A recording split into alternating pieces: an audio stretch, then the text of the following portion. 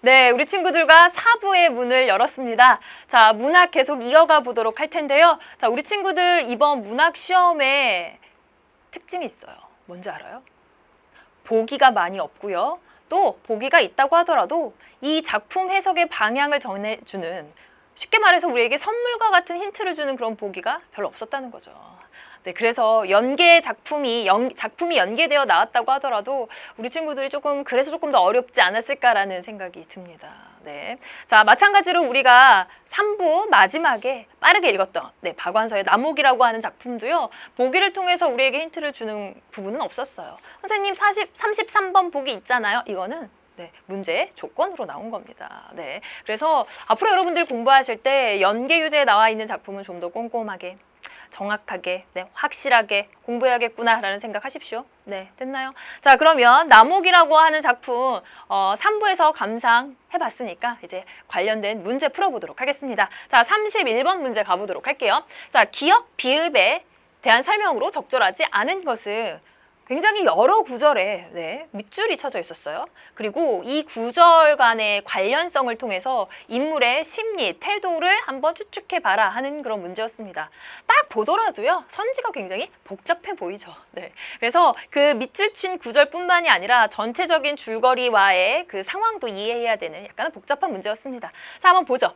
기억의 남편의 행동은 디귿에서 나가 지키고자 했던 대상을 보존하기 위한 남편의 배려심이 반영된 것이다. 자, 기억의 남편의 행동이 무엇이냐면, 그쵸? 장사꾼들과 막 흥정하고 막 큰 소리 내고 막 이렇게 하는 거예요. 네, 고가를 철거하고 난 그런 부속품들을 파는 거죠. 그게요, 디귿은 뭡니까? 은행나무를 그대로 두기로 완강히 고집했습니다. 나의 열정의 조각, 아주 작은 부분만은 남겨두고 싶은 거죠. 근데 그게요, 남편의 배려심이에요.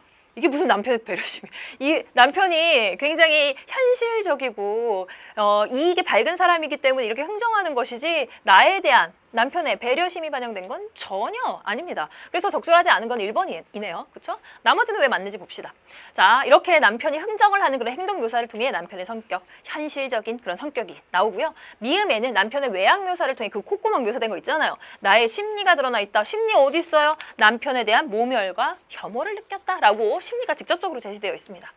자, 니은에서 나는 남편의 삶에 동화되고자 하지만, 자, 니은 부분을 보면요, 아직도 그의 아내로서 편치 못했지만 내가 맞추고 싶었다라고 하면서 동화되고자 하는 그런 심리를 드러내요. 하지만 리을에서 여전히 동화되지 않는 나의 모습을 발견합니다. 자, 리을은요, 그러고 보니 아직도 해체되지 않은 한 모퉁이가 내 은밀한 곳에 남아있는지도 몰랐다. 해체되지 않았다는 건 뭐예요? 아직 동화되지 않는 부분이 있다는 거죠. 네, 맞습니다.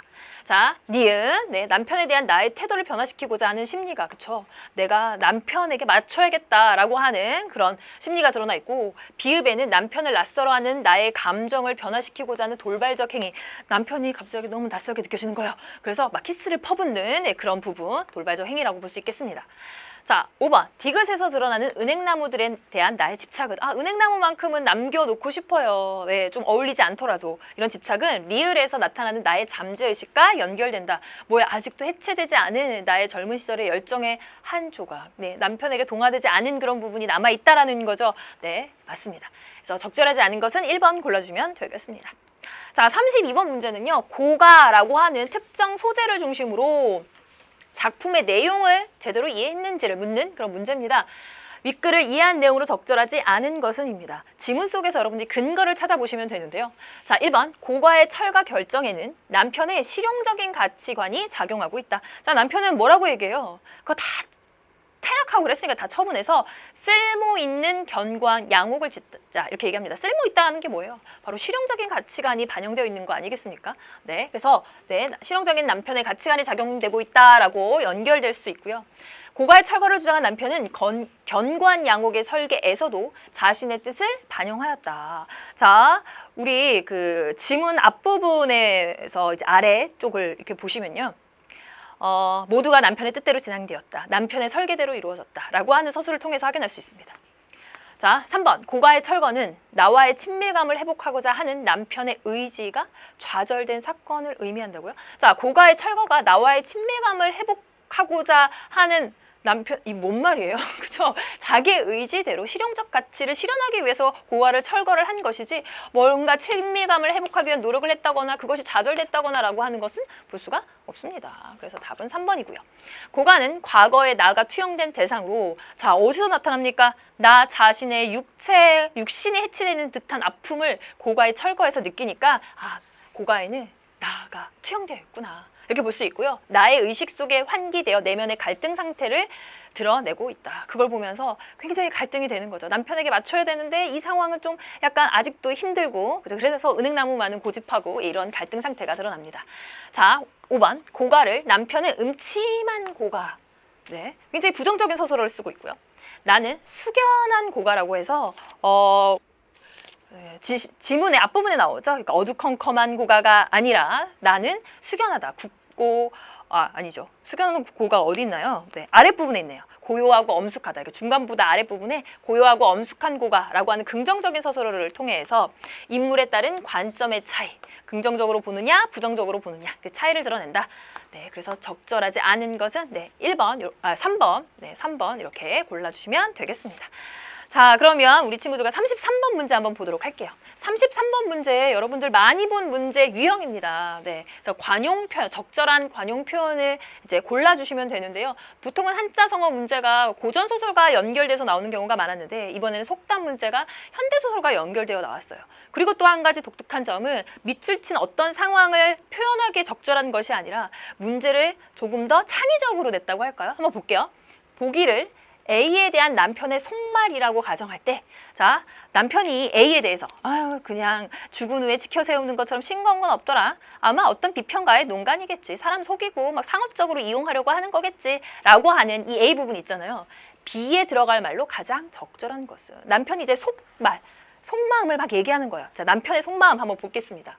생전에는 주목하지 않던 오키도를 죽은 사후에 높이 평가하는 것에는 원칙이 있다고 볼 수 없으니 이게 핵심이죠. 원칙이 없어. 원칙이 그냥 막 이렇게 여기 걸고 저기 걸고 자기 마음대로 해석할 수 있잖아. 이런 네 속담이 들어가야 합니다. 그럼 여러분 딱 보시면 원칙이 없이 둘러대기에 따라서 이렇게도 되고 저렇게도 되고 그런 속담 뭐 있어요? 그렇죠. 4번 귀에 걸면 귀걸이, 코에 걸면 코걸이라는 말이 생각나는 군을 골라주시면 됩니다. 조금 좀 다르죠. 우리가 그동안 봤던 관용 표현, 적절한 관용 표현 고르는 문제와는 조금 다르지만 네, 여러분들이 여기에 나와 있는 속담들을 다 아신다면 아 적절한 건 4번밖에 없구나라는 생각하셨을 겁니다. 나머지는 어떤 의미인지 한번 보죠. 모래 위에 쌓은 성, 자 사상누각이라고 하는 한자 성어도 쓰는데요. 모래 위에 쌓은 성 금방 무너지죠. 그래서 기초가 튼튼하지 않으면 오래가지 못한다. 뭐 이런 것을 얘기하는 거고요. 고양이 쥐 사정 보듯 고양이는 쥐를 잡아먹습니다. 그렇죠? 그러니까 겉으로는 잘해주는 척하지만 속으로는 해칠 생각을 하고 있는 걸 얘기하는 거죠. 까마귀 날자 배 떨어진다. 우연히 어떤 일이 발생할 때 동시에 어떤 일이 또 같이 발생한 거예요. 공교롭게도. 그래서 뭔가 억울하게 오해를 받거나 그런 경우에 많이 쓰는 말이고요. 오비일학이라고 하는 한자 성어와도 연결되죠. 될성 부른 나무는 떡잎부터 알아본다. 그죠? 크게 될 사람은 어릴 때부터 남다르다라고 하는 그런 의미입니다. 답은 4번 골라주세요. 자, 여러분 이런 문제 유형 앞으로 어떻게 대비해야 될까요? 뭐 물론 지금 수능을 본 학생들은 대비할 필요가 없겠지만 예비 수험생들 그렇죠. 그때 네, 그런 관용 표현들은 알아주시기 바랍니다.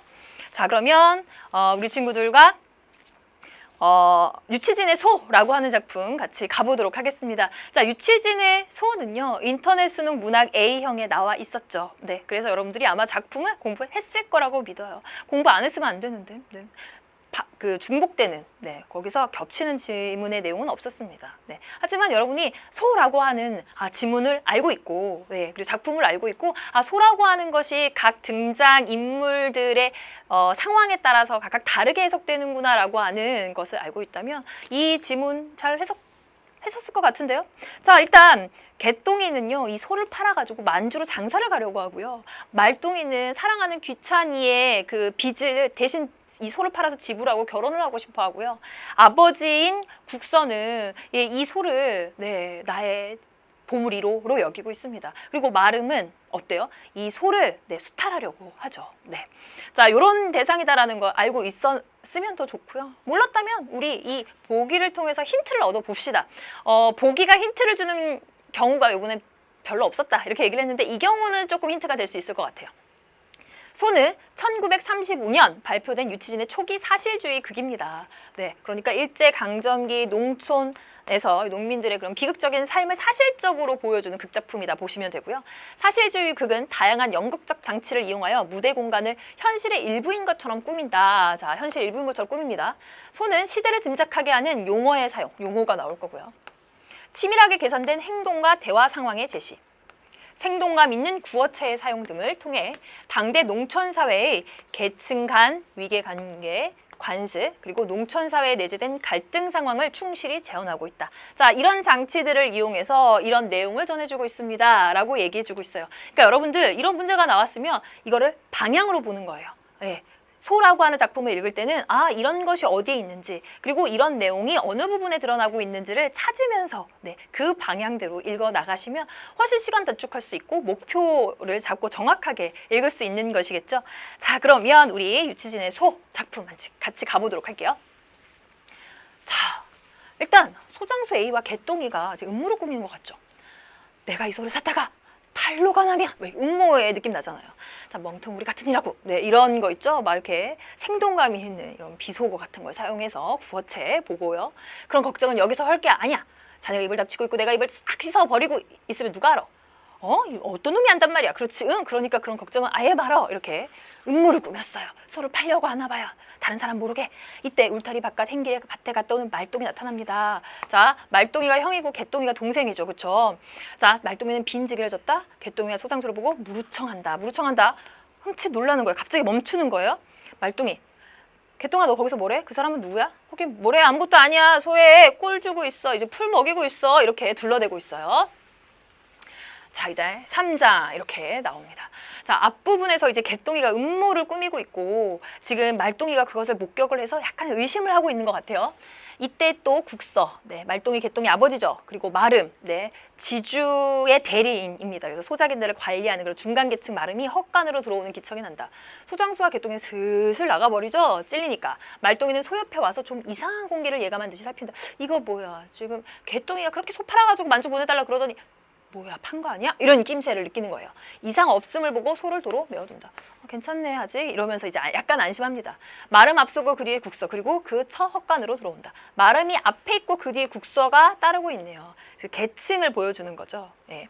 자, 마름. 그러면 저 뱃섬은 오늘 저녁 나절까지 신장로 돌다리께에 있는 노님자 곳간으로 저 내어다 두게라고 명령을 내립니다. 아니, 지금 국서가 이렇게 수확한 건데 왜 그럴까? 네, 그러네요.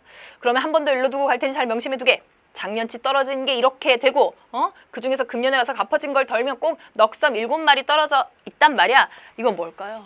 그렇죠. 우리 사용료죠. 땅을 사용한 요, 도지, 소작인들은요 도지를 내야 했습니다. 네, 그래서 땅을 사용한 요로 곡식, 네, 벼 이런 것들을 네, 내야 되는데요. 그게 밀려가지고 작년, 재작년 이렇게 다 밀려 있어요. 그러니까 요번에 풍년이 들었을 때 이게 다 갚아 이렇게 압박을 하고 있네요.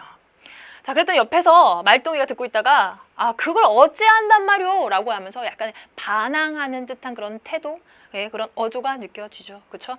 아버지는 네 이렇게 하는데 말똥이 약간 반감을 갖고 있는 어투로 얘기를 합니다.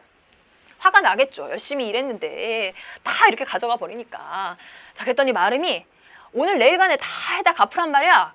이놈이 왜 옳은 말하는데 쌍지팽이를 짚고 나서 이렇게 왜 나 연장자인데 너 왜 이렇게 나한테 대드냐? 이렇게 예의 없게 이렇게 원 버르장머리 없게 이렇게 얘기하고 있고요. 국서 잘 듣게. 대관절 이번 봄부터 내가 몇 번을 타이른 줄 알아?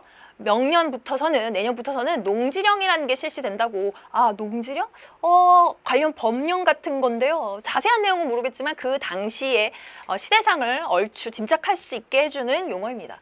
그런 게 되면 실상 자기 소작인들은 살기가 좀 나아져. 그렇지만 그 대신 이번 추수까지에는 여태 묵은 것은 다 맡겨놔야지. 그렇지 않으면 내년에 가서 피차에 귀찮스럽게 된단 말이야. 결국 뭐예요? 도지 묵었으니 그거 다 내놔라 이겁니다. 실상은 내년에는 더 나아질 거야 라고 얘기를 하지만 올해까지 받아야 그 마름과 그리고 지주에게 유리하니까 이런 식으로 네, 얘기를 하는 것이겠죠.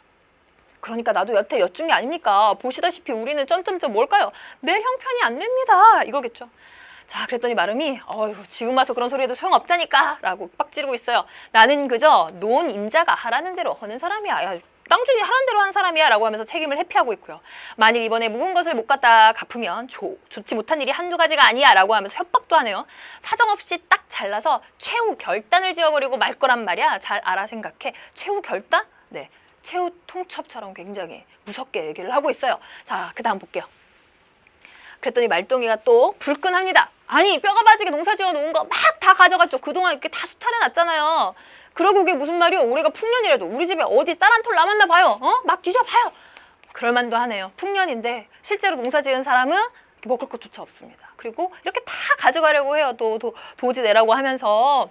자, 그랬더니 아버지가 이놈 말도가 라고 하면서 말립니다. 최후 통첩을 했잖아요. 그러니까 그게 무서워서 이렇게 말리는 거예요. 그랬더니 마름이 막 화를 내요. 늙은 사람 앞에 막 삿대질을 하고 이놈이 덤비지 라고 하면서 왜 연장자한테 이렇게 덤비냐, 예의가 없다 이렇게 얘기를 하고요. 그래도 말똥이는 악을 쓰면서 아버지 좀 나요. 농지령은 건 뭐야요? 저 사람을 골리려고 최후 결단을 하면 어쩔 테야요. 어디 할 대로 해봐요. 할래야 할 거나 있어야 말이지 라고 계속해서 반항을 하네요. 태도가 굉장히 다릅니다. 국서와 말똥이는. 자, 말리다 못해 말똥이를 헛간 밖으로 끌어내고 저리 나가 이놈 버릇 없어. 그랬더니 이런 분할 일이 있나? 그럼 못할 거라고 두고 봐. 아, 최후 통첩이라는 게 이런 거네요. 기둥이라도 빼어가고 소치라도 떼어갈 테니까 집안 살림살이 돈 되는 거 다 가져갈 거야. 이렇게 수탈을 하네요. 자, 저놈의 손은 못 몰고 갈 줄 아나? 아버지가 그렇게 애지중지하는 그 소를 수탈해 가겠다, 데려가겠다 이렇게 협박을 하고 있습니다. 자, 중략되어 있고요. 그리고 소가 없어졌나 봐요. 그래서 국서가 말똥이한테, 큰아들한테 야, 소는 그의 너 눈 때문에 날려버리고 말았다. 그러면서 왜 아까 마rum한테 덤볐어? 이렇게 얘기를 합니다. 그래서 아빠인 국서가 아들을 이렇게 제지를 했던 거예요. 야, 너 그렇게 하지 마라. 이렇게 했었던 거죠. 자, 그래서 엄마도 한 말 거들고 있고요. 그랬더니 아니야, 가만히 있어. 내 소 팔아먹은 놈을 알아요. 여러분도 한번 추측해보세요. 앞부분에서 개똥이가 그쵸, 소장수랑 막 이렇게 음모를 꾸미고 있었잖아요. 저 새뭉칠한 소장수가 어떻게 생겼어? 소장수 B가 얘기를 해줬나 봐요. 그랬더니 젊은 머리 깎은 녀석이지, 좀 뚱뚱하고 라고 외양을 묘사해줬어요. 그렇지, 이놈을 내가 죽여버릴 테다. 여기서 이놈 누굴까요? 그쵸, 자기 동생 개똥이죠. 네가 아니? 이제 알았어요. 아까 개똥이란 녀석이 웬 뚱뚱하고 젊은 사람을 데리고 왔겠죠. 그래가지고 이 감나무 밑에다가 소를 몰아내놓고 한참 동안에 뭐라고 수근거렸어요. 그리고 나를 보고는 그만 도망을 했어. 이 사람의 말을 이제 토대로 해가지고 이제 근거를 수집해서 개똥이가 데리고 갔어요. 이렇게 얘기를 했습니다. 자, 그랬더니 그런가 봅니다. 불 안 뗀 굴뚝에서 연기 나려고요. 라고 이제 관용어를 얘기해서 네, 개똥이가 그런가 봅니다. 이렇게 얘기하면서 퇴장을 합니다. 자, 욕을 하고 있고, 야, 똑똑히 못 본 일을 그러면 되냐? 그랬더니 국서가 그놈이 소 팔아서 만주 보내달라고 존성화를 부렸어야지. 네, 아들 개똥이가 저 만주 좀 보내주세요. 돈 좀 벌어올게요. 소 좀 팔아주세요. 막 그랬었거든요. 네, 그래서 그 전의 상황을 근거로 해서 개똥이구나 이렇게 얘기하는 부분입니다. 자, 그런데 결국 소는요, 말똥이의 결혼 자금이 되지도 못하고 개똥이가 만주로 가는 그 사업 자금이 되지도 못하고 국서 곁에 머물지도 못하고 결국 그렇죠, 지주가 데려갑니다. 얼마나 비참합니까? 그렇죠? 그 사실을 보여주는 작품이었습니다. 자, 그러면 이것과 관련해서 우리 34번 문제 같이 보도록 할게요. 윗글의 인물에 대한 설명으로 적절하지 않은 것은, 자, 극 작품 인물 빼면 문제 낼 게 없죠. 인물 꼭 내야 됩니다. 그런데 여기서는 인물 간의 관계에 대해서 문제를 좀 냈어요. 조금 더 복잡해진 선지의 모습을 확인할 수 있을 거예요. 자, 한번 봅시다. 1번, 말똥이는 개똥이와 국서 사이를 이간질함으로써 자신의 이익을 도모하고 있다. 일부러 개똥이와 국서, 아버지와 작은 아들 사이를 막 이렇게 멀리하게 함으로써 내가 소 차지해야지? 이런 거 아니죠. 있는 그대로의 사실을 얘기해 주는 것 뿐입니다. 적절하지 않은 거 답 나왔네? 1번입니다. 자, 2번, 국서와 말똥이는 이해관계를 공유하면서도, 그렇죠, 국서와 말똥이는 가족이잖아요. 그렇죠? 그러니까 우리는 이런 거 도지 같은 거 좀 더 덜 했으면 좋겠고, 그렇죠? 네, 수탈 좀 덜 당했으면 좋겠고입니다. 근데 마름에 대해서는 서로 다르게 대응하고 있다. 아버지는 쩔쩔매고 있고요. 국서는, 말똥이는 막 반항감에 막 지르고 있어요. 그죠? 막 화도 내고. 맞습니다. 자, 3번. 국서는 개똥이의 예전 행동을 근거로 말똥이의 판단에 신빙성이 있다고 생각하고 있다. 자, 개똥이의 예전 행동이 뭐예요? 만주 좀 보내주세요. 저 소 팔아서. 그렇게 얘기했잖아요. 그 마지막 부분에 나와 있었죠. 그쵸? 자, 그래서 말동이의 판다. 아, 개똥이가 서로 팔았을 것이다 라는 것이 그럴듯하다. 예, 예, 그렇게 생각하고 있는 거 맞고요. 자, 4번 말동이는 소장수 B가 제공한 정보. 아, 그 소장수가요 그렇게 생겼어요. 젊고 뭐 이렇게 뚱뚱하고 이렇게 얘기를 한 것에 의지해서 개똥이가 소장수 A에게 소를 넘겼다고 믿고 있는 거죠. 근거 삼고 그렇게 하고 있는 거 맞고.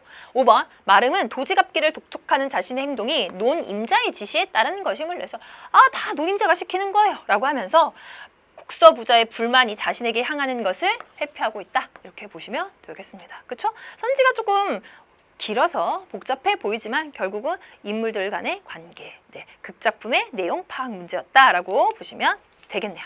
자, 그러면 우리 35번 문제 볼게요. 35번 기억은요 바로 이상한 공기라는 거죠. 그렇죠? 그래서 소장수하고 개똥이하고 막 음모를 꾸미고 있을 때 말똥이가 딱 들어와서 이상한 공기를 느끼는 거고요. 그 다음에 니은은요 최후 결단이라고 마름이 경고하고 있고 예, 마지막 최후 통첩을 날리고 있는 그런 부분입니다. 가장 적절한 것을 한번 골라보도록 할게요. 기억으로 인해 생긴 말똥이와 마름 간의 불화? 아니, 개똥이가 지금 소 팔려고 하는데 무슨 이것 때문에 말똥이와 마름 간의 불화가 생깁니까? 아니고 마름이 니은과 같은 조치를 취하려고 하는 것은 도지 다 내놓으라고, 밀린 도지 다 갚으라고 이렇게 얘기를 하는 거죠. 자, 2번 기억은 마름이 헛간으로 들어오는 것을 눈치채고 말똥이가 니은을 대비하면서 조성.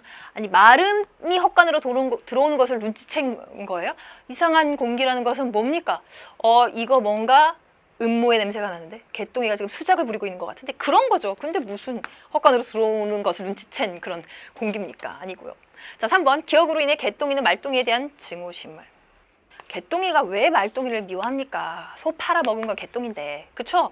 말도 안 되는 거고요. 니은으로 인해 마름은 국서부부에 대한 불만을 갖게 된다. 아니, 최후 통첩을 자기가 해놓고 무슨 마름이 국서부부에 대한 불만을 갖습니까? 아니죠. 자, 4번 기억으로 인해 국서와 말똥이 자신의 갈등이 시작되고 사이에 갈등이 시작되고 아니, 이상한 공기 때문에 국서와 말똥이가 갈등을 겪는다고? 아니고요. 자, 니은으로 인해 국서와 말똥이 사이에 갈등이 고조된다. 지금 국서와 말똥이 사이의 갈등 이라기보다는 최후 통첩을 한 마름과 국선의 가족 간의 갈등이라고 볼 수 있겠죠. 그런데 살짝 생각해 보니까요, 여러분. 니은으로 인해 국서와 말똥이 사이에 갈등이 고조된다? 고조된다라고 하는 표현은 좀 다르지만 최후 통첩을 두고 아빠는 어떻게든 말리려고 그러고 말똥이는 막 화를 더 내고 있고 그러니까 갈등이 이것 때문에 생긴 거는 좀 맞다고 볼 수도 있는 측면이 있네요. 자, 5번. 기억으로 인해 말똥이는 소의 상태를 확인하고 이거 뭐야? 소 팔려고 하는 거 아니야? 그러면서 이렇게 묶었던 걸 확인하고 그런 부분이 있었죠. 그렇죠? 어딨냐면 이상한 공기를 예감한 듯이 살핀다. 이상 없음을 보고 소를 도로 메어둔다. 라고 하는 뒷부분을 통해서 확실히 알 수 있습니다. 니은이라는 말을 듣고 국서는 마름을 자극하지 않으려고 노력하고 있다. 자, 그 최후 결단, 최후 결단이라는 얘기를 듣고 국서는 이놈 말투가 막 이렇게 막 말리고 헛간으로 내쫓고 막 이렇게 하고 있어요. 자, 그래서 가장 적절한 것은 여러분 5번 골라주시면 되겠습니다. 됐죠? 자, 그러면 보기가 딸려있는 36번 문제 보도록 할게요. 보기는 이미 읽었습니다. 자, 우리가 여기에서 조건들을 확인해 봤는데요. 현실의 일부인 것처럼 꾸미고 시대를 짐작하게 하는 용어를 사용하고 치밀하게 개선된 행동, 대화 상황 제시, 주어체의 사용 이런 것들을 통해서 이런 내용을 우리에게 전해준다 라고 얘기했어요. 자, 보기 속에서 충실히 재현되었는지 또 제시문의 내용과 일치하는지 보겠습니다. 자, 소, 울타리, 빈지개, 헛간 등을 연극적 장치로 이용하여 무대 공간을 현실의 일부인 것처럼 꾸미고 있다. 자, 사실주의 극이고요. 현실의 일부인 것처럼 꾸민다라고 하는 부분 그리고 제시문에 당연히 이런 내용이 있으니까 맞는 선지 이렇게 골라주면 되겠고요. 자, 2번. 자, 인물의 감정이 격앙되어 있음을 그러니까 굉장히 고조되어 있어요. 보여주는 행동과 생동감 있는 구어체의 말투. 어떤 행동이냐면요. 지팡이로 막 때리고 막 악쓰고 하고 하는 그런 괄호 속에 지시문의 내용을 통해서 알 수가 있고요. 구어체의 말투. 지금 평소 말하는 그런 말투를 사용하고 있죠. 문어체와 반대되는 말이죠. 갈등 상황을 실감나게 제시하고 있다. 맞고요. 자, 그 다음에 3번. 마름의 뒤를 따라가는 국서의 행동. 마름 뒤에 국서, 국서 뒤에 처. 이런 행동과 국서에게 지시하는 마름의 행동. 막 지시해. 이거 벼썸 어디까지 어디에 언제까지 갖다 놔. 이렇게 지시를 합니다. 농촌 사회 계층 간 위계 관계, 자 계층 간 위계 관계 이렇게 보여지는 거죠. 네, 이런 행동들을 통해서 이렇게 계층 간의 위계 관계가 보여진다. 이렇게 할 수 있겠죠. 자, 그다음 4번. 농지령, 작인 즉 소작인, 도지 등 농민과 관련된 법령 및 용어, 네, 법령 용어, 예, 이런 것들을 사용하여 무대 위의 상황이 당대의 농촌 현실과 긴밀하게 연관되어 있음을 보여준다. 자, 그래서 농촌 현실을 잘 보여주는 네, 그런 부분이다. 지문의 내용과도 일치하고 보기의 내용과도 일치합니다. 자, 4번도 맞고요. 자, 5번. 늙은 사람 앞에 고약한 놈 같으니 라고 하는 이 부분과 나를 보고는 그만 도망을 했어 등의 대사를 통해 계층 간 위계관계를 중시하는 당대 농촌사회의 관습을 보여주는군. 자, 여러분 계층 간 여기 있는데? 이러면서 답이 없는 거 아니야? 라고 당황하시면 안 됩니다. 지문의 내용과도 일치해야 되는 거 아시죠? 늙은 사람 앞에 고약한 놈 같으니 라고 하는 것은 마름이 말동이에게 하는 얘기인데요. 여기서 계층을 중시해. 나 마름이야. 너보다 계층이 높아. 이게 아니라 아니 나 연장자야. 나이 많다고. 예의를 지켜. 이렇게 얘기하는 거예요. 그래서 이 부분도 아니고요. 뒷부분 나를 보고는 그만 도망을 했어 라고 하는 것은 말동이의 대사입니다. 개똥이가 나를 보고는 도망을 했어. 이게 무슨 뭐 말동이와 개똥이 간의 계층 관계예요? 형제 관계인데? 연결 안 되죠? 그쵸? 그래서 답은 적절하지 않은 거 5번 골라주시면 됩니다. 지문 속에서 좀 근거를 찾아봐야 되는, 그래야 정확하게 이해가 되는 그런 문제였습니다. 자, 답 5번 이렇게 골라주시고요. 자, 37번, 38번, 39번은요. 네, 토끼전이죠. 네, 인수, 수능특강에 수군가라고 하는 작품이 있었어요. 선생님, 수군가하고 토끼전이랑 어떻게 같아요? 이렇게 얘기하는 친구들은 없겠죠. 네, 수군가라고 하는 판소리가요, 나중에 토끼전 또는 뭐 별주부전이라고 불립니다. 네, 이렇게 판소리계 소설이 되잖아요. 그러니까 내용은 거의 비슷하다 이렇게 보시면 됩니다. 자, 그리고 이 지문은 국어 B형과도 공통 세트로 나와 있었습니다. 근데 국어 B형 같은 경우에는요, 인터넷 수능 문학 B형에 토끼전이 있었네요. 네, 그래서 그 B형을 보는 친구들은 아마 한 번 더 접할 수 있는 기회가 있었을 거라는 생각이 듭니다. 그런데 뭐 같은 부분, 겹치는 부분은 하나도 없었어요. 네, 그래서 여러분들이 수군가나 토끼전에 대해서 알고 그 내용을 숙지하고 있어야 한다는 말씀을 드리고 싶고요. 그리고 또 한 가지, 이렇게 판소리계 소설이 출제되는 경우에는 판소리계 소설로서의 특징, 고전 소설로서의 특징이 나올 수밖에 없습니다. 평소에 그런 개념을 알고 있으셔야겠죠. 자, 이렇게 쭉 보면요, 마찬가지로 보기에서 힌트를 주고 있는 경우는 별로 없어요. 선생님, 39번 보기는요? 39번 보기는 문제를 풀기 위한 조건입니다. 네, 그래서 39번 문제를 풀 때 보도록 하고요. 고수의 10초 한번 해볼까요? 37번을 보시면요. 그래, 이거는 인물들 간의 관계를 파악해야 되는 가장 기본적인 문제야 라고 생각하시면 되고, 38번은요. 그렇죠. 이게 바로 고전소설의 특징 또는 판소리계 소설의 특징을 각 구절에 대응시키는 그런 문제입니다. 자, 39번은요. 수능특강 우리 그 국어 A형이요. 243쪽 3번에 비슷한 보기가 있었어요. 그렇게 약간 연계한 보기의 문제 조건이다라고 보시면 되겠습니다. 자, 그러면 우리 친구들과 함께 내용파 인물 따라가면서 같이 해보도록 할게요. 자, 자라가 기막혀 우는 말이, 자, 자라가 울고 있어요. 토끼전은 아시죠? 토끼 간 구하러 자라가 지금 육지로 올라왔는데 울고 있네? 왜 그러지? 못 보겠네, 못 보겠네. 병든 용암 못 보겠네. 어허, 이런 거 놓치면 안 되지. 자, 예측해 보세요. AABA 구조, 리듬감, 반복. 이거 판소리계 소설의 운율감이 느껴지는 운문체적 특징이네. 그렇게 연결되는지 이따 보겠습니다. 나의 충성 부족던가 나의 정성 부족던가 대꾸법이었고요. 객사신세, 내가 객지에서 죽게 되었으니 아니 불쌍한가. 그래서 명체 이름난 그런 하천들이 감동하와 백호? 호랑이? 죽여주오, 애고 서른지고 라고 하면서 신세한탄하고 있어요. 지금 호랑이 때문에 죽나? 네, 여러분 토끼전에 호랑이가 등장을 했었네요. 호랑이가 등장하는 부분을 가지고 왔습니다.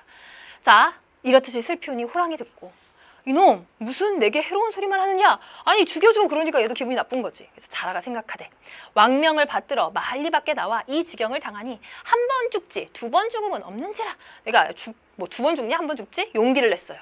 먹지 않는 것 없이 몽땅 먹는다 하니, 누가? 호랑이가 그런다고 하니 내 한 번 고기값이나 하리라. 이렇게 얘기했습니다. 뭐예요? 내가 호락호락하게 죽진 않겠다. 내가 용기를 내가지고 한번 덤벼들어 보리라. 이렇게 다짐을 하고 있는 거예요. 하고 모진 마음 굳게 먹고 이 부분을 통해서 알 수 있죠. 이 의미가 이런 거라는 걸. 어따 네가 내 근본을 알려느냐 라고 하면서 지금 허세 부리고 있어요. 거짓말을 얘기하고 있습니다. 상대방이 모르는 말들을 막 이제 할 거예요. 하며 호랑이 앞턱을 냅다 물고 메어 달리니 호랑이가 에고 너 아니 먹으마 약간 뒤로 주춤 물러났어요. 자라놓고 나 앉으며 움츠렸던 목을 길게 빼어 염려 없이 기세를 보이니 그러니까 목을 이렇게 길게 빼니까 호랑이가 보더니 처음 보는 그런 모습이었나 봐요. 이크 장사 갑주 속에 방망이 총 나온다라고 비유를 하고 있네요. 장사에 갑옷과 투구 속에 방망이 모양의 총이 나오는 것 같네. 어이구 이상하네. 하며 저만치 물러 앉으니 어때요? 지금 호랑이 겁먹고 있어요. 자라 호랑이 진려하는 낌새를 알고 저거 겁먹었네 내 모습에. 그대가 내 근본을 자세히 아는가? 나는 수국 충신 간이대부 겸 실랑 별주부 별날이라 하네 라고 하면서 어려운 말로 자기의 신분을 밝히고 있습니다. 자, 호랑이가 무식해요. 그래서 이 별자 별주부의 이 별이 자라별자인데 그것을 못 알아듣고 무수히 새겨서 별날이? 그저 나리도 무섭다. 그저 나리가 뭐예요? 권위가 높은 사람이죠. 뭐 사또나리 이렇게 얘기를 하잖아요. 아 나리도 무서운데 별날이 특별한 날인가? 뭔가 더 무서워. 생긴 모양보다는 직품은 높고 찬란한데 그러면 목은 어찌 그리 되었으며 이곳에서는 어찌 나왔는가? 라고 대답을 합니다. 자, 호랑이 어떤 것 같아요? 굉장히 약간 무식해요. 그죠? 이게 현명하고 똑똑한 그런 호랑이는 아닌 것 같아요. 자, 그 다음입니다.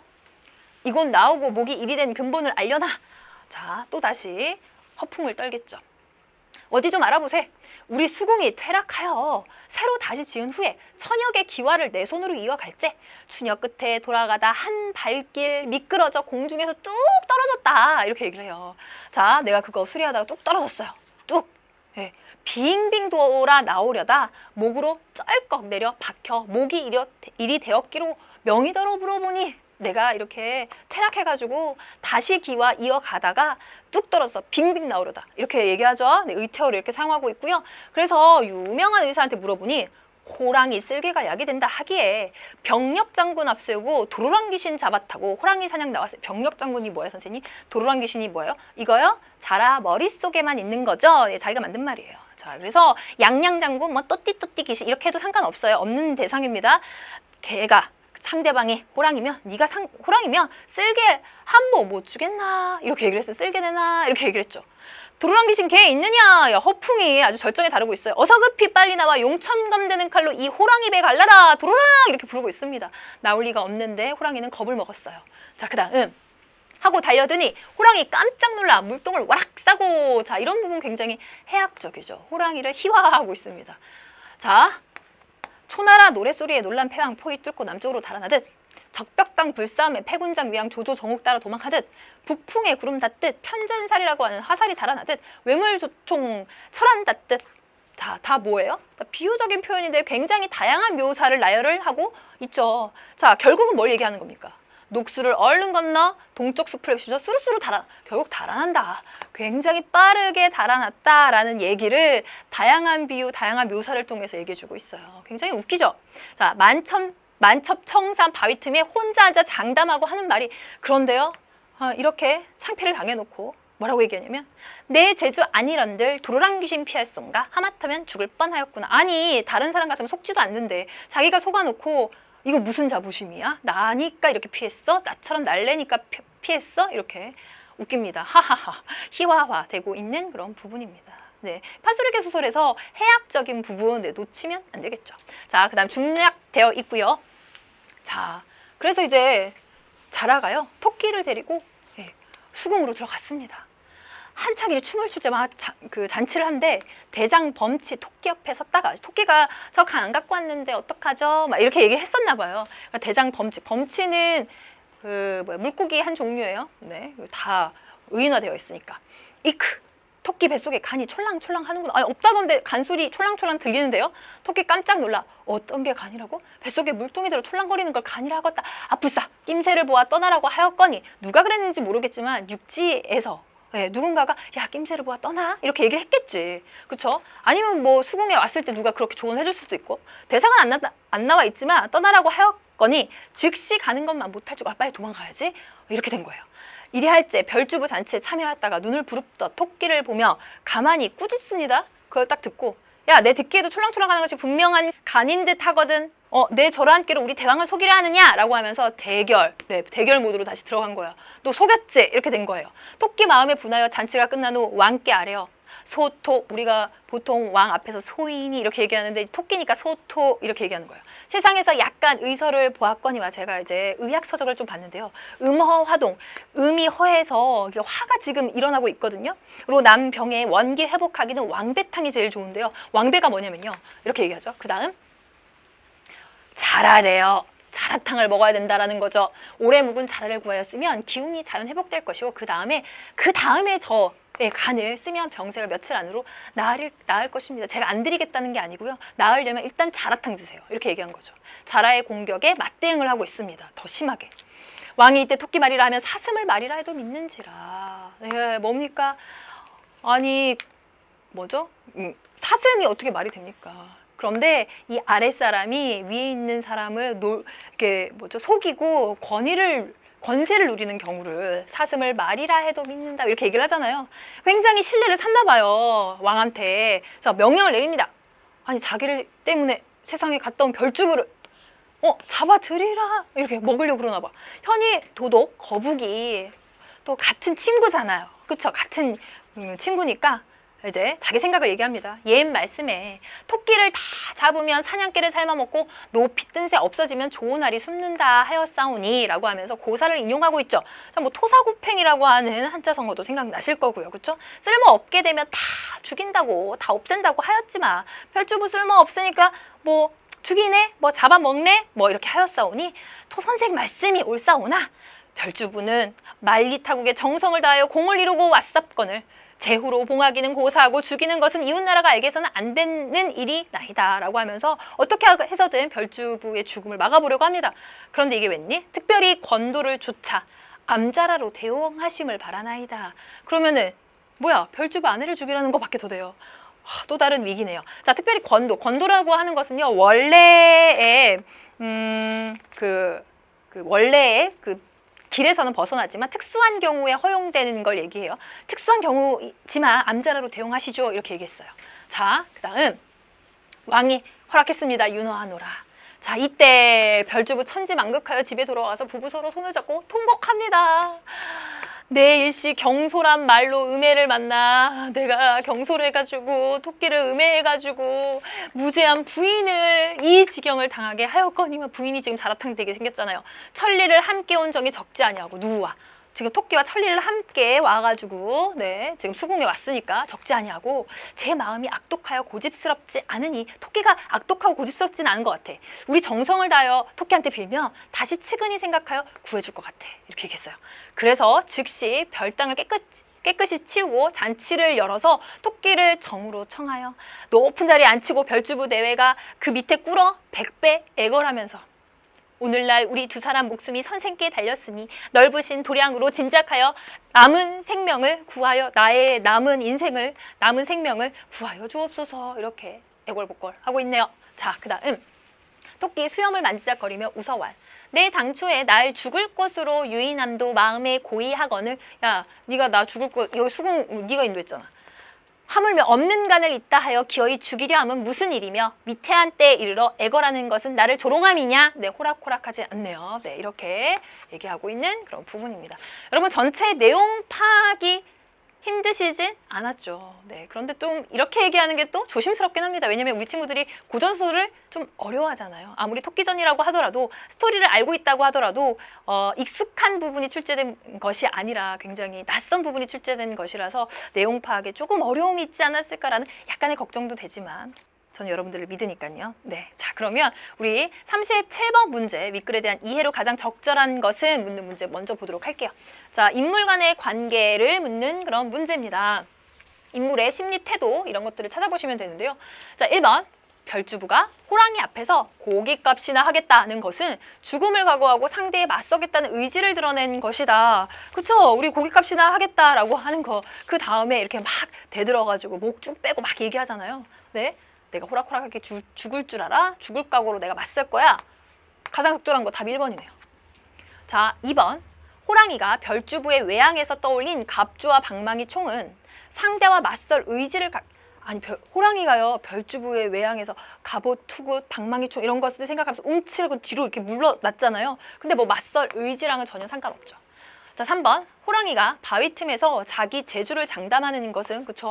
야 내가 날쌔가지고 이렇게 도망했지 아니면은 다른 사람 도망가지도 못해. 굉장히 희화화된 부분인데 패배를 서력하려는 의지. 패배? 내가 부끄러움을 씻을 거야. 내가 지금 쫓겨왔는데 결국은 내가 부끄러움 씻을 거야. 그런 부분 없습니다. 그쵸? 네. 자, 4번 토끼가 낌새를 보아 떠나라는 말을 떠올리고 즉시 가야겠다고 생각하는 것은 여기까지 맞죠?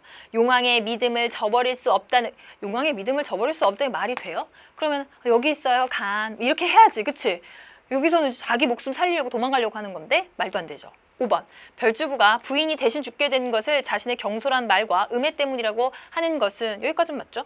아내가 아니라 자신이 죽겠다는 의지를 가지고 있게 내가 죽을게요 이런 부분은 안 나타나 있어요. 우리 토끼한테 빌어보자 이렇게 얘기하고 있지만 그래서 답은 여러분 1번 골라주시면 되겠습니다. 자 38번 보도록 하겠습니다. 38번 네 고전소설 또는 판소리계 소설 꼭 나오는 그 구절의 특징을 묻고 있는 문제인데요. 적절하지 않은 것은입니다. 자, 1번 유사한 어구의 반복과 대꾸를 통해 인물의 심경을 드러내고 있다라고 얘기를 하고 있는데요. 자, 기억은요. 못 보겠네 병든 용왕 못 보겠네 3번 반복됐네. 자, 그리고 그 뒷부분 나의 충성 부족통과 나의 정성 부족통과 대꾸. 자, 그걸 통해 인물의 심경 아이고 불쌍한가 서럽다 막 이렇게 얘기를 하고 있으니까 1번 맞고요. 자, 2번 니은 좀 긴데요. 의태어를 활용한대요. 의태어가 어디 있나 이렇게 찾아봤더니 그 기와를 있다가 공중에서 뚝 떨어져 빙빙 돌아 나오려다 뚝 빙빙과 같은 의태어를 활용하여 대상의 움직이는 모습을 생생하게 보여주고 있다. 의태어, 의성어 이런 음성 상징어를 사용하면 아무래도 생생한 생동감이 느껴지죠. 2번 맞습니다. 자, 3번 디귿 동일한 행위에 대한 다양한 묘사를 통해 대상이 처한 긴박한 상황을 역동적으로 보여주고 있다. 자, 여러분 동일한 행위예요. 뭐예요? 녹수를 얼른 건너 동쪽 숲을 헤치면서 수루로 달아나는 행위거든요. 그 행위에 대한 다양한 묘사, 다양한 비유죠. 그렇죠? 초나라, 적벽강 불싸움, 북풍의 편전살 이런 굉장히 다양한 비유, 묘사를 사용해서 그런 긴박한 상황을 역동적으로 막 이렇게 도망가는 상황을 잘 보여주고 있는 거 맞습니다. 자, 4번 리을 고사를 활용하여 상대에게 화자의 의견을 전달하고 있다. 자, 토끼를 다 잡으면 사냥개를 삶아먹고 높이 뜬 새 없어지면 좋은 알이 숨는다 라고 얘기를 하면서 그런 고사를 활용하긴 하는데요. 그렇게는 하지만 좀 살려주세요. 결국 이런 거죠. 별주부 살려주세요. 화자의 의견을 전달하고 있다. 자, 5번 편집자적 논평을 통해 이거 고전소설의 특징으로 굉장히 많이 나오는데 한번 봅시다. 미음이 편집자적 논평인지.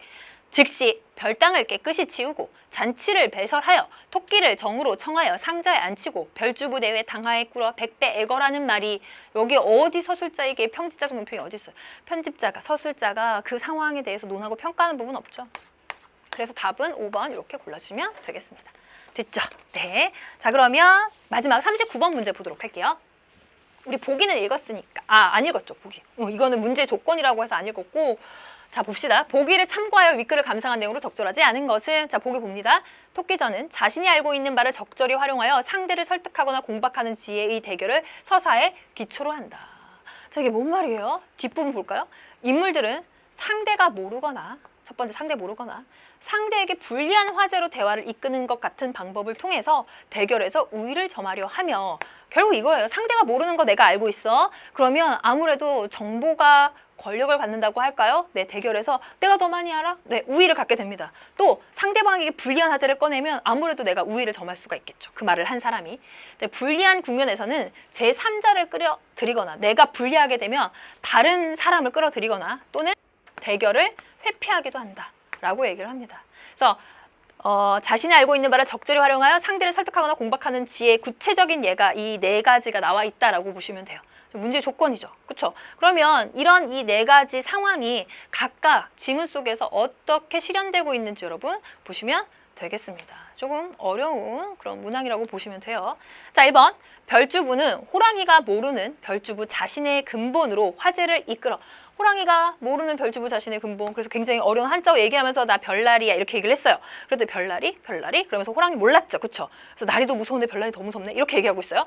그래서 모르는 것을 통해서 상대방이 모르는 것을 통해서 우위를 확보해 나가고 있다. 이것과 연결될 수 있겠네요. 그쵸? 자, 내용과도 일치하고 그래서 1번 맞습니다. 2번 호랑이는 별나리에 대해 자신의 무지를 별나리? 야 모르겠는데? 별주부에게 자신을 공략할 빌미를 제공하고 있다. 그래서 자기가 모른다라는 것을 얘기해 주잖아요. 그러니까 토끼가 우위를 점할 수 있도록 빌미를 제공해 주고 있다라고 연결할 수 있겠죠. 네, 2번도 맞습니다. 자, 그럼 3번 볼게요. 3번 별주부는 범치가 토끼의 간에 대해 말한 바를 가지고 그래 범치도 얘기하는데 그래 너 간 있지 지금 우리 속이는 거지 이렇게 대결을 시도하고 있어요. 또다시 2차 딱 붙고 있죠. 토끼를 설득해가지고 토끼와의 대결을 지금 토끼와 대결을 지금 다시 시작한 거지 회피한 건 아니죠.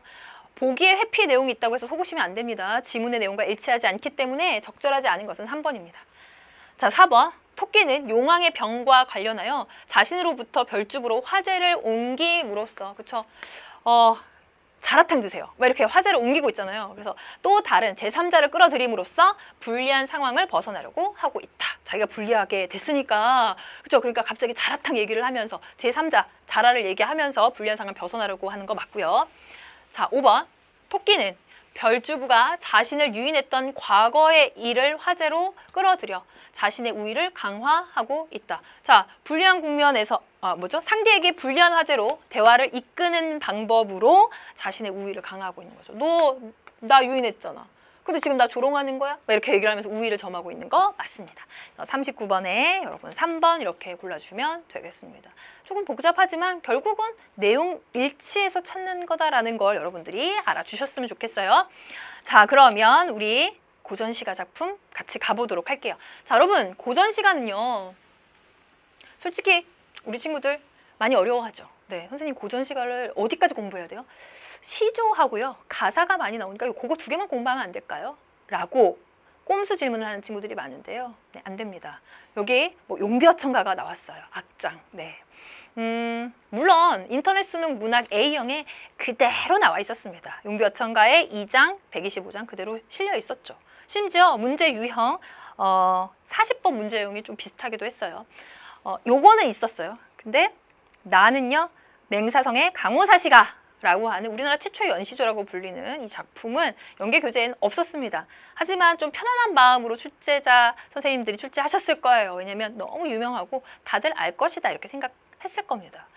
그럼에도 불구하고 약간의 부담이 있으셨는지 보기를 제시해주고 있으시네요. 자, 보기를 통해서 힌트 얻을 수 있는 부분이 있다면 얻어봅시다. 자, 용비어천가는 새 왕조에 대한 송축, 왕에 대한 권계. 여러분 이런 약간 어려워 보이는 이런 어휘에 눌리시면 안 돼요. 자, 알고 있으면 더 좋고요. 모르더라도 그 다음 부분을 읽으면서 이해할 수 있도록 노력하면 되죠. 자, 송축이라고 하는 것은 기쁜 일을 함께 축하해 주는 거고요. 권계라고 하는 것은요. 잘못하지 않도록 타일러서 주의를 해주는 걸 얘기합니다. 자, 정치적 목적으로 왕명에 따라 신하들이 창작하여 궁중 의례에서 연행된 작품이고 그래서 악장이죠. 강호사시가는 정계를 떠난 정치 세계를 떠난 선비가 강호, 즉 자연에서 누리는 개인적 삶을 표현한 작품이다. 이런 내용이구나. 자, 두 작품 모두 사대부들에 의해 창작되었다. 사대부들은 수신을 임무로 하는 사와 관직 수행을 임무로 하는 대부. 즉 이후를 잘 보면 더 잘 이해가 됩니다. 선비와 신하라는 두 가지 정체성을 지니고 있었다. 즉 개인적으로는 그 선비로서 또 내가 그 사회적으로는 신하로서 이런 두 가지 정체성이 있었어요. 이로 인해 사대부들이 항유하는 시간은 정치적인 성격을 띠기도 했다라고 얘기하고 있네요. 자, 보기에서 말한 이런 내용들이 가와 나 작품에서 확인이 될 겁니다. 확인되겠구나. 이렇게 염두에 두시고 읽으시고요. 그리고 요런 그런 특징들을 좀 중점으로 한번 봐야겠다. 그래야 우리 42번 문제를 풀 수 있겠구나 라고 생각하십시오. 자, 그러면 작품 가부터 한번 보도록 하겠습니다. 용비어천가입니다. 육룡이 나르샤 이런 작품 요즘에 드라마도 있는데요. 네, 그래서 용이 하늘로 날아오르는 거죠. 이 용이 뭐예요? 그렇죠? 조선의 왕, 네, 태조 이전의 그 선조들을 얘기를 하는 작품입니다. 자, 제2장 순 우리말의 아름다움을 살려서 쓴 작품으로 유명하죠. 비유적인 표현이 강합니다. 뿌리 깊은 나무는 바람에 아니 밀시에. 뿌리가 깊은 나무는요, 바람이 불어도 아니 흔들려요. 움직이지 않아요. 그래서 꽃도 좋고 탐스러운 꽃이 피고요, 열매도 많이 맺습니다. 샘이 깊은 물은요, 가뭄이라고 하는 시련이 와도 그치지 않아요. 그래서 내를 이루어서 바다에 당도합니다. 뭔 얘기야? 똑같은 어떻게 보면 자연 현상에 대응시켜서 결국 하고자 하는 얘기는요, 그 왕조의 유서가 깊으면, 네, 그리고 기초가 튼튼하면 어떤 시련이 와도 굴복하지 않아요. 네, 좌절하지 않아요. 그래서 결국은 문화 융성을 이루고 무궁한 발전을 합니다. 라는 얘기를 하고 싶었던 거죠. 네, 그래서 제2장은 여러분 공부하셨어야지 그것과 관련된 40번 문제를 풀 수 있지 않을까라는 생각이 드네요. 자, 그러면 125장 볼게요. 천세 전에, 천년 전에 미리 정하신 한강 북녘에 누인 개국하시오. 자, 천년 전에요, 이미 거기 수도를 정했어. 네, 한양이라고 하는 수도를 정해서 인을 쌓고, 그렇죠? 예, 인을 쌓고 그리고 나라를 열었습니다. 네, 어진 덕을 쌓아가지고 나라를 열어 복년이 가없으니 밑에 나와 있죠. 그렇죠? 왕조의 운수가 끝이 없어요. 끝까지 왕조의 운수가 이어집니다. 성신이 이으셔도, 훌륭한 자손이 이으셔도 경천근민, 자, 후대 왕들에게 얘기해주고 싶은 내용이죠. 하늘을 공경하고 백성을 다스리기를 게을리해서는 안 돼요. 부지런하게 백성을 다스리세요. 하셔야 더욱 구두시리이다. 임금아 부릅니다. 그쵸? 이 말을 들어야 하는 대상이 수신자가 정해져 있는 거예요. 임금님들, 앞으로 후대 임금들 아소서. 낙수에 사냥가 있어 조상만 믿겠습니까? 자, 낙수에 사냥가 있고 조상만 믿다가 폐위당한 중국의 태강왕의 얘기를 하고 있는 거죠. 태강왕이 100일 동안 사냥 가가지고 할아버지만 믿고 정사는 돌보지 않고 그래서 결국 폐위당했잖아요. 이런 일이 없도록 하세요. 부지런히 백성을 돌보세요. 이렇게 우리 보기 내용을 먼저 읽었으니까 보기에서 얘기하는 거로 보면 앞으로 왕에 대한 후대 왕들에 대한 권계다. 그렇죠? 그렇게 잘못을 하지 않도록 조심하세요. 라는 내용으로 보시면 되겠습니다. 자, 그러면 우리 가와 관련해서 40번 문제 보도록 할게요.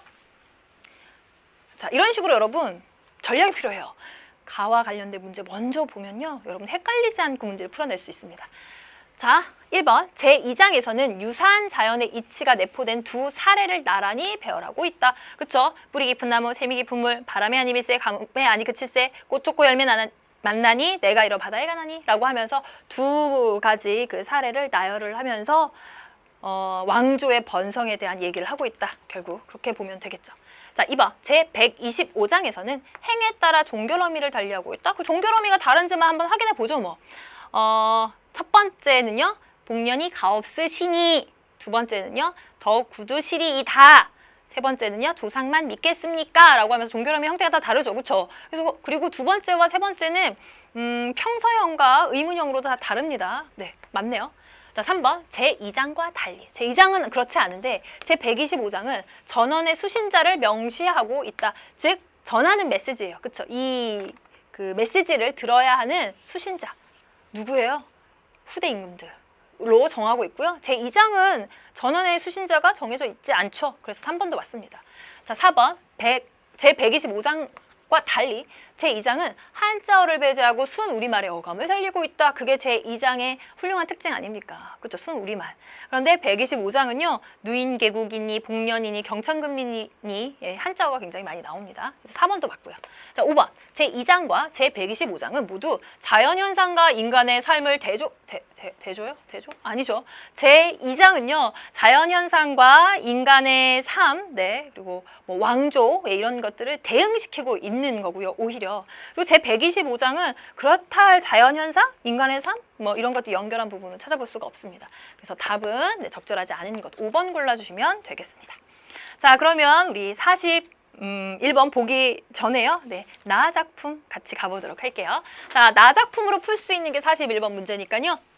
강호사시가라고 하는 작품 제목 속에서 우리가 추측할 수 있는 바가 있죠. 뭐예요? 강호, 자연을 대유적으로 표현한 말입니다. 사시, 사계절. 자연에서 사계절의 즐거움을 노래한 작품이다. 이렇게 보시면 됩니다. 자, 볼게요. 강호의 봄이 드니, 강호의 여름이 드니, 강호의 가을이 드니 이렇게 봄, 여름, 가을, 뒤에는 겨울 나오겠죠. 이런 식으로 사시 그 계절적인 배경을 먼저 제시하고 있고요. 자연 속의 봄이 드니 미친 흥이 절로 난다. 신난다 봄이구나. 탕요 개변에 금리너가 안주로다. 그래서 막걸리를 마시면서 시냇가에 앉아 금리너라고 하는 물고기죠. 그걸로 안주를 삼고 있다. 금리너가 쏘가리라고 하더라고요. 이 몸이 한가하옴도 이렇게 한가하게 지내는 것도 역구는 이샤다. 이게 바로 뭐예요? 유교적 충의 개념을 여전히 놓지 못하고 자연 속에서도 임금의 은혜를 생각합니다. 또한 임금의 은혜입니다. 이런 내용을 계속 놓고 있어요. 그쵸? 우리 보기의 내용을 근거로 한다면 사대부가 향유한 시간은 이런 식으로 정치적인 성격, 유교적 충에 들어갈 수밖에 없다라는 거죠. 자, 여름 볼까요? 강호의 여름이 드니 초당에 일이 없다. 초가에 일이 없어요. 할 일이 없어요. 유신한 강파, 신이 믿음이 있는 그 물결은요. 보내나니 바람이로다. 아, 여름인데 더운데 믿음직한 그 강 물결이 바람을 보내서 시원하네. 이 몸이 서늘하움도 이렇게 시원하게 지내는 것도 또한 임금의 은혜입니다. 이렇게 얘기했습니다. 자, 가을로 가볼까요? 강호의 가을이 드니 고기마다 살쪄 있다. 예, 굉장히 풍요로운 모습이네요. 소정, 작은 배에 금을 실어 흘리 띄워 던져주고. 자, 지금 이 사람 취미로 낚시하고 있는 거예요. 생업이 아닙니다. 자, 그래서 이렇게 흐르는 물에 흘리 띄워서 던져두고 이 몸이 소일하옴도 이렇게 소일하면서 즐길 수 있는 것도 또한 임금의 은혜입니다. 이렇게 얘기했습니다. 자, 그다음 마지막 겨울 볼까요? 강호의 겨울이 드니 눈 깊이 한자가 넘네. 오, 눈이 막 쌓였어요. 삿갓 빗기 쓰고 누역으로 옷을 삼아. 그런데 나는요 이 겨울에 삿갓 쓰고요 도롱이 같은 것으로 옷을 삼아 입고 있습니다. 굉장히 소박한 모습입니다. 이 몸이 춥지 아니하옴도 그나마 이렇게 옷을 입을 수 있는 것도 또한 임금의 은혜입니다. 이렇게 얘기하고 있는 작품입니다. 자, 쉽게 읽히죠? 한 번쯤은 여러분들이 들어봤을 만한 연시조라서 이렇게 술술 해석할 수 있지 않았을까? 그랬으면 좋겠다라는 기대를 해봅니다. 자, 그러면 우리 41번 문제 보죠. 보기는 나의 글쓴이가 창작을 위해 세운 계획을 가상적으로 구성한 것이다. 제1수, 제4수에 공통적으로 반영된 것만은 있는 대로 고른 것은 있는 대로 고른 것은 문제 벌써 두 번째 등장했습니다. 그렇죠? 장문 화법에도 한 문제 있었고 이렇게 그 문학에도 한 문제 있네요. 또 이렇게 다르잖아요. 이런 거 정말 정확하게 이해해야 풀 수 있는 문제죠. 그리고 이 문제가 신유형으로 꼽히죠. 왜요? 문학을 장문의 문제 유형과 좀 약간 조합을 시켰다라고 보시면 되겠습니다. 자, 기억 볼게요. 각수 초장의 전반부에는 계절적 배경을 제시하며, 그쵸? 강호의 봄, 여름, 가을, 겨울이든 이렇게 얘기했으니까 시상의 단서를 드러내야 하는군. 네, 맞고요. 니은 각수 초장의 후반부에서는 내면적 감흥을 구체적 사물을 통해 표현.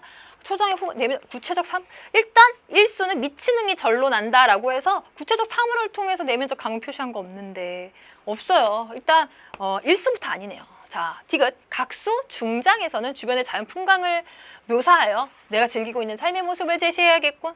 자, 중장에서요. 탕요 개변 금린 이거 좀 될 수 있을 것 같아요. 제2수는요. 강파, 강물결, 바람 이거 될 수 있을 것 같아요. 그런데 3수 가볼까요? 소정의 그물 실어 아니 배하고 그물 나오는데 무슨 자연 풍광입니까? 자, 그다음 4수도 삿갓, 누역 이런 거 나오는데 자연 풍광 아니죠. 그래서 디귿도 안 되고요. 자, 리을 각수 종장의 마지막 어절에는 동일한 시어를 배치하여 전체적 통일성을 확보해야겠군. 바로 역구는 이샤다 이걸 얘기하는 거죠. 그래서 답은 기역, 리을 골라주시면 되고요. 2번 이렇게 골라주시면 되겠습니다. 자, 우리 친구들 이렇게 해서 41번 문제까지 한번 봤고요. 42번은 일단 답만 한번 체크해 볼게요. 42번은요. 아까 우리 이거 읽었죠. 보기. 네, 그래서 적절하지 않은 감상은 4번 선지 한번 보여주실래요? 네, 4번으로 보시면 되겠습니다. 자연물과 이렇게 인공물을 대립시킨 거 전혀 없었어요. 그렇죠? 그리고 그 정체성 사이에서 고뇌하는 모습도 없었고요. 그래서 답은 4번 골라주시면 되고요. 자, 그 다음 지문과 이 42번과 관련된 해설은 우리 인터넷에 탑재되어 있는 보충 강의를 통해서 하도록 하겠습니다. 자, 그러면 마무리하기 위해서 우리 43번부터 45번 문제 정답 한번 불러드리도록 할게요. 자, 43번은 5번, 44번은 4번, 45번은 3번이 정답입니다. 자세한 풀이는 시간 관계상 보충 강의로 대신하는 점을 여러분들 이해해 주시기 바랍니다. 여러분 다시 한번 시험 보느라고 정말 고생하셨고요. 전략 잘 짜셔서 여러분들이 원하는 대학 꼭 합격하시길 기원하겠습니다. 감사합니다.